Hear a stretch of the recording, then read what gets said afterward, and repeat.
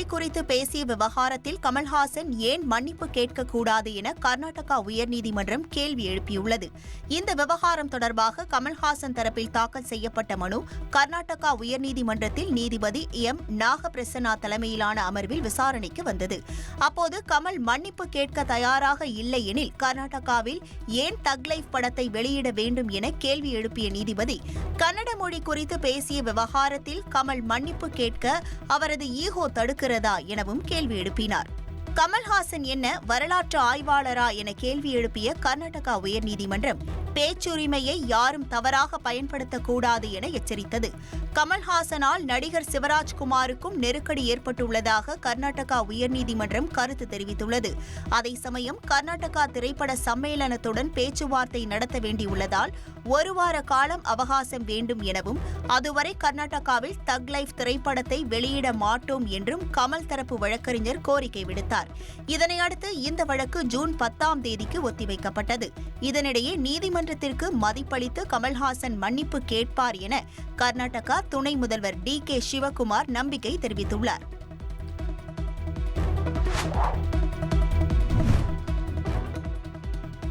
கன்னட மொழி குறித்த தனது பேச்சு தவறாக புரிந்து கொள்ளப்பட்டிருப்பதாக நடிகர் கமல்ஹாசன் தெரிவித்துள்ளார். கர்நாடகா பிலிம் சேம்பருக்கு விளக்க கடிதம் எழுதியுள்ள அவர், தக் லைஃப் ஆடியோ வெளியீட்டு விழாவில் நான் கூறியது தவறாக புரிந்து கொள்ளப்பட்டிருப்பதாக தெரிவித்துள்ளார். தனது பேச்சால் நடிகர் சிவராஜ்குமார் இவ்வளவு அவமானங்களை சந்திக்க நேர்ந்தது மிகவும் வருத்தமாக இருக்கிறது என்று கமல்ஹாசன் குறிப்பிட்டுள்ளார். எனது வாழ்க்கை முழுவதும் கன்னட மொழி பேசும் சமூகத்தினர் எனக்கு அளித்த அரவணைப்பையும் பாசத்தையும் நான் போற்றி வந்துள்ளேன் என்றும், ஒரு மொழியின் மீது மற்றொரு மொழி ஆதிக்கம் செலுத்துவதை நான் தொடர்ந்து எதிர்த்து வருவதாகவும் அவர் தெரிவித்துள்ளார். இதுபோன்ற ஏற்றத்தாழ்வு இந்திய ஒன்றியத்தின் மொழியியல் கட்டமைப்பை சீர்குலைக்கிறது எனவும் குறிப்பிட்டுள்ளார். சினிமா என்பது மக்களுக்கு இடையே ஒரு பாலமாக இருக்க வேண்டுமே தவிர அவர்களை பிரிக்கும் சுவராக இருக்கக்கூடாது என அறிக்கையில் கமல்ஹாசன் கூறியுள்ளார். கன்னட மொழி மீதான எனது நீடித்த பாசம் அதன் உண்மையான வெளிச்சத்தில் அங்கீகரிக்கப்படும் என்று கமல்ஹாசன் நம்பிக்கை தெரிவித்துள்ளார்.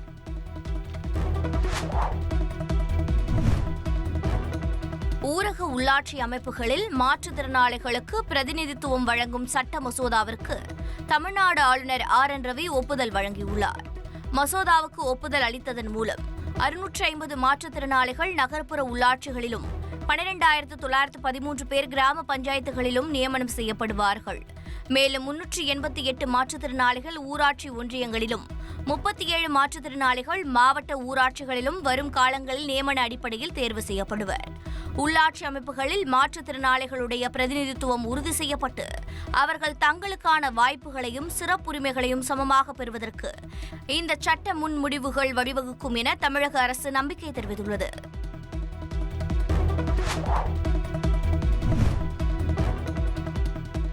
மறைந்த முன்னாள் முதல்வர் கருணாநிதியின் 102வது பிறந்த நாளையொட்டி சென்னை ஓமந்தூரார் அரசினர் தோட்டம் மற்றும் அண்ணா அறிவாலயத்தில் அமைந்துள்ள அவரது உருவ சிலைக்கு முதலமைச்சர் ஸ்டாலின் மரியாதை செலுத்தினார். அப்போது உள்ளாட்சி அமைப்புகளில் மாற்றுத்திறனாளிகள் நேரடி நியமன மசோதாவுக்கு ஆளுநர் ஒப்புதல் அளித்தது குறித்து செய்தியாளர்கள் கேள்வி எழுப்பினார்கள். இதற்கு பதில் அளித்த முதலமைச்சர் ஸ்டாலின், நீதிமன்றத்துக்கு சென்றிடுவோம் என்ற அச்சத்தில் ஆளுநர் ஒப்புதல் அளித்திருக்கலாம் என்றார். மாற்றுத்திறனாளிகளுக்கு இன்னைக்கு அந்த பில்லு கவர்னர் ஒப்புதல் கொடுத்திருக்காரு. உள்ளாட்சி அமைப்புகள்ல அவருடைய பிரதிநிதித்துவம் எப்படி பாக்குறீங்க இன்னைக்கு? அது எதிர்பார்த்தது, அது ஒன்றும் பிரச்சனை இல்லை. அது சட்டமன்ற தீர்மானத்தில் நிறைவேற்றி அதை அனுப்பிச்சிருக்கிறோம். அதை அனுப்பிச்சிருக்கிறாரு. ஒருவேளை நீதிமன்றத்துக்கு நாங்கள் போயிடுவோம் பயந்து அவர் அனுப்பிச்சிருக்கலாம். அவ்வளோ வேற ஒன்று.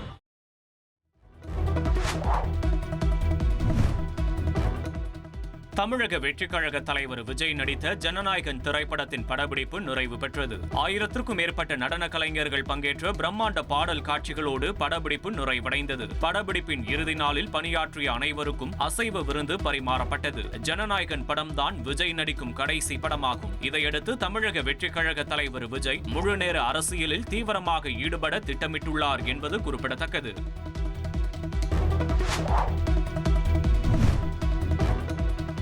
தமிழக வெற்றிக் கழக தலைவர் விஜய் விரைவில் மாவட்ட செயலாளர்களை தனித்தனியாக சந்திக்க உள்ளதாக தகவல் வெளியாகியுள்ளது. சட்டமன்ற தேர்தலை எதிர்கொள்ள தமிழக வெற்றிக் கழகம் தயாராகி வருகிறது. தேர்தல் பணிகளை முடுக்கிவிட்டுள்ள கட்சித் தலைவர் விஜய் விரைவில் தவேக மாவட்ட செயலாளர்களை தனித்தனியாக சந்திக்க இருப்பதாக தகவல் வெளியாகியுள்ளது.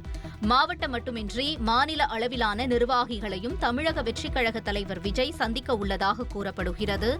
மாவட்ட அளவில் கட்சியின் நிலை, ஒவ்வொரு மாவட்டங்களில் உள்ள பிரச்சினைகள், கட்சியின் கட்டமைப்பு உள்ளிட்ட பல்வேறு விஷயங்கள் குறித்து நிர்வாகிகளிடம் கேட்டறிய உள்ளார்.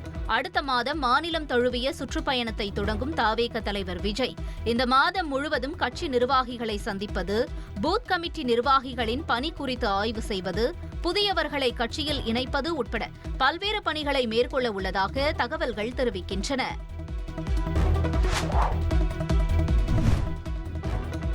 ஜம்மு காஷ்மீரில் பயங்கரவாத அமைப்புக்கு உதவி செய்த 3 அரசு ஊழியர்கள் பணி நீக்கம் செய்யப்பட்டுள்ளனர். துணைநிலை ஆளுநர் மனோஜ் சின்ஹா இந்த உத்தரவை பிறப்பித்துள்ளார். தலைமை காவலர் மாலிக் இஷ்பக் நசீர், பள்ளி ஆசிரியர் அஜாஸ் முகமது, ஸ்ரீநகர் அரசு மருத்துவமனை இளநிலை உதவியாளர் வசீம் அகமது கான் ஆகிய மூவரும் லஷ்கர்-இ-தொய்பா மற்றும் ஹிஸ்புல் முஜாஹிதீன் ஆகிய அமைப்புகளுக்கு உதவி செய்தது கண்டுபிடிக்கப்பட்டதை தொடர்ந்து நடவடிக்கை எடுக்கப்பட்டிருப்பதாக தெரிவிக்கப்பட்டுள்ளது.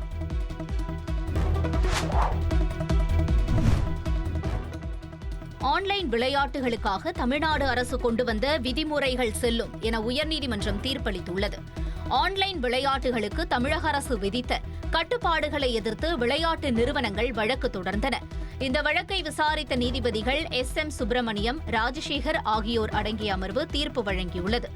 ஆன்லைன் விளையாட்டுகளுக்கான அரசின் விதிமுறைகள் செல்லும் என தீர்ப்பு வழங்கிய சென்னை உயர்நீதிமன்றம் விளையாட்டு நிறுவனங்கள் தொடர்ந்த வழக்குகளை தள்ளுபடி செய்தது. கடந்த 2022ஆம் ஆண்டு இயற்றப்பட்ட தமிழ்நாடு ஆன்லைன் சூதாட்ட தடை மற்றும் ஆன்லைன் விளையாட்டுகள் ஒழுங்குமுறை சட்டத்தின்படி 18 வயதுக்கு குறைவான சிறார்களுக்கு தடை விதிக்கப்பட்டுள்ளது. ஆன்லைன் விளையாட்டுகளுக்கு ஆதார் இணைப்பு கட்டாயம். 1 மணி நேரத்திற்கு மேல் விளையாடினால் எச்சரிக்கை குறுஞ்செய்தி அவசியம் அனுப்ப வேண்டும். மேலும் நள்ளிரவு 12 மணி முதல் அதிகாலை 5 மணி வரை விளையாட்டுக்கு அனுமதிக்க கூடாது என்றும் அறிவுறுத்தப்பட்டது.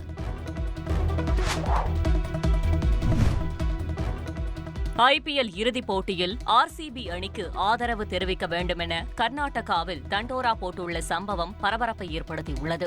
IPL போட்டியின் இறுதிப் போட்டிக்கு முன்னேறியுள்ள RCB அணி இம்முறை வெற்றி பெற்றுவிடும் என அந்த அணியின் ரசிகர்கள் திடமாக நம்புகின்றனர். இந்நிலையில் RCB அணி கோப்பையை வெல்ல வேண்டுமென கர்நாடகாவின் பல்வேறு ஆலயங்களில் சிறப்பு பூஜைகள் நடைபெற்று வருகின்றன.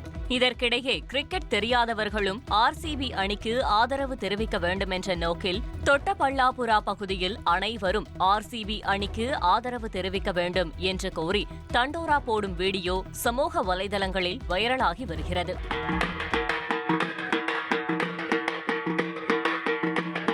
ಬೆಂಗಳೂರು ಸಾಯಂಕಾಲ ಕ್ರಿಕೆಟ್ ಮ್ಯಾಚ್ ಇದೆ, ಎಲ್ಲ ನೋಡ್ರಿ.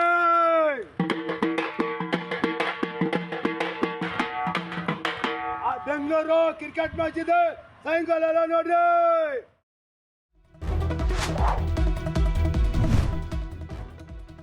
உத்தரப்பிரதேச மாநிலம் நொய்டாவில் இன்ஸ்டாகிராம் பதிவால் இரு தரப்பினரிடையே ஏற்பட்ட வாக்குவாதம் மோதலாக வெடித்ததில் ஒருவர் மீது காரால் வேகமாக மோதி தள்ளிய சம்பவம் அதிர்ச்சியை ஏற்படுத்தியுள்ளது. இன்ஸ்டாகிராம் பதிவு விவகாரத்தில் இரு தரப்பினரிடையே தகராறு ஏற்பட்டதாகவும் இதில் எதிர் தரப்பினரிடம் சிக்கிய இளைஞர் மீது சரமாரி தாக்குதல் நடத்தப்பட்டிருப்பதாகவும் போலீசார் தெரிவித்துள்ளனர். அந்த இளைஞரை பயங்கரமாக தாக்கியது மட்டுமின்றி படுகாயத்துடன் நடந்து சென்ற அவர் மீது வேகமாக காரால் மோதியுள்ளனர். இதில் தூக்கி வீசப்பட்ட அந்த இளைஞர் அருகில் இருந்த கால்வாயில் விழுந்தது வீடியோவில் பதிவாகியுள்ளது. இந்த சம்பவம் தொடர்பாக தனிப்படை அமைக்கப்பட்டுள்ளதாக தெரிவித்துள்ள போலீசார் இளைஞர் மீது காரால் மோதியவரை கைது செய்துள்ளனர். அதிமுக்கிய விவரங்களை அனைவருக்கும் புரிய வைக்கும் பாட்காஸ்ட். தவிர்க்க முடியாத முதல் மக்கள் வளைகுடா நாடுகள் பிரான்சிஸுக்கு பிரியா சம்பவங்களை தேடி களத்திற்கே உங்களை அழைத்து செல்லும் ஸ்பாட்லைட். அங்க இருக்கக்கூடிய கள விவரங்கள் என்ன? அமலாக்கத்துறை கடந்த 5 வருஷமாவே சார் எனக்கு ரொம்ப பிடிக்கும் அவர் வர்றதுக்காக எங்களுடைய நியாயமான கோரிக்கை. Even at the cost of stopping. பார்வையாளர்களையும் செய்திக்குள் பங்கெடுக்க செய்யும் மக்கள் குரல். 50 ரூபாய் எங்களுக்கு தண்ணிக்கு ஒரு தீர்வே இல்லங்க 10 வருஷமா. எங்களுக்கு சரியான ஒரு விடிவு கிடைக்கவில்லை. 60,000 ஏக்கருக்கு தான் கேட்கிறோம், பிச்சை கேட்கறாங்க. புத்தம் புதிதாக வித்தியாசமாக ஹெலிகாப்டர்களின் விபத்து என்ன படிக்கலான்றதுல பேரண்ட்ஸும் என்கரேஜ் பண்ணணும், ஸ்டூடெண்ட்ஸும் தேர்வு செஞ்சு. எனக்கும் சீமானனுக்கும் பெரிய வித்தியாசம் இல்லைங்க. ஒரு பாயிண்டா சொல்லணும். உங்களுக்கான தலைவர்களை பொழுதுபோக்கு தளத்தில் தேடாதீர்கள், போராட்ட களத்தில் தேடுங்கள். அனைத்தும் உங்களுக்காக. எப்போதும் இணைந்திருங்கள் தந்தி டிவியுடன்.